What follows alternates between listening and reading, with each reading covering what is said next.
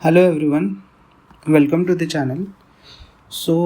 Let us try to clear some of the concept related with the GS4 paper, that is ethics, integrity and aptitude. I have jotted down some of the points from the Harvard Business School and Kennedy School, where there is a specific course related to ethics for professionals, and it is very simple. They have given the concept in very precise and concise manner. Still, they are very useful, and the definition they have given is very unique. So, let us start. So, uh, everything starts with the value. So even though you are a child, there is a value. So value is something that it is the worth that we can put on something. Okay, so it starts from the birth of the individual. So whatever the values each person is having, it starts from his family, the environment in which he is growing, and his personal relatives like mother, father, then grandfather, and other relatives who shapes his values. For example, if particular family is valuing the honesty more, then honesty as a value is imbibed in that child. So every individual has some values. Now suppose if the individual borns in some terrorist family, so whatever the bad values that family will give it to him or her, that becomes his value. Okay, so when there is a value oriented person, he grows up, then there are some his personal values which he values more. For example, friendship, he values more friendship. So there are some personal values. That personal values, we call it as a morality. Okay. So what Harvard Business School tells about value, that values are enduring beliefs or standards that guide the behavior of or the decisions of the individuals or groups, and that decides what is desirable or what is worth. Okay, and values are the foundations for the moral reasoning. Okay, so some of the good values are honesty, fairness, loyalty in relationships, okay, compassion. So these are the values.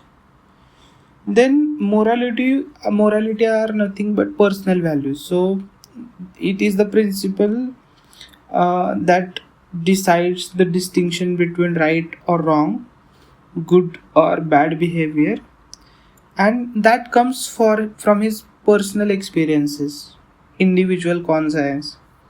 Okay, so this is shaped by also religion, upbringing. Okay, so this is what morality is. Then ethics is something different. When your values are valued by the society. Okay, so societal values are ethics. For example, a person is growing in a society where there is equality. Then equality as a value he put forward in his life. So that is called ethics. So ethics decides what is correct or not correct from the societal perspective.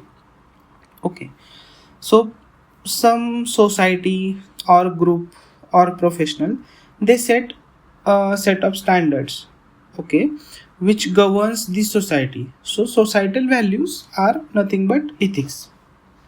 Okay, so sometimes ethics are also defined in codified laws, code of conducts, etc. Okay, so this is ethics. So there are three more concepts regarding these values, so which is given in our syllabus also: the honesty, integrity, and probity. So suppose there is a cab driver who is driving the car, and one passenger forget his money, somewhere around 40,000 money in his car, and that passenger forget that money. Then when that driver returns this money to the passenger, then it is called integrity. Okay. Sorry, it is called honesty. So honesty is basically a value and the quality of being truthful to himself. That is called honesty. Then another is integrity. Suppose that driver having his wife in the hospital, which requires the operation and which requires 40,000 rupees. Okay, he can easily use that money for her operation. Okay, but still he tried to return that money to the passenger. So this is called integrity. It is regarding the consistency of actions, methods, or outcomes, of choosing what is right and wrong, but that is without distracting your values. You are not compromised with your values. So that is integrity. And here comes the condition: in any condition, he or she remains stable. He do not deviate from the values. So that is what integrity is. And the probity is, it is the highest principle basically in the government offices. Okay, in the public offices. So in your public offices, if you are applying the integrity, uprightness, incorruptibility, okay, and if you are adhere to these highest principle in your job, in your professional life, in your public offices, then this is called probity. Okay, so this is the definition, that probity is the adherence to the highest principle and ideals, especially in the public offices, which implies integrity and incorruptibility. So this is the definition given by UNDP. So why I'm not writing these definitions? Because it is all about how you understand these concepts. Once you understand these concepts, then you can write it in your own language. So that is very simple explanation, which is given by Harvard Kennedy School, and which is mostly adapted by some of the Indian books, and in the notes also we can find this, but this is from the original sources. Yeah, thank you.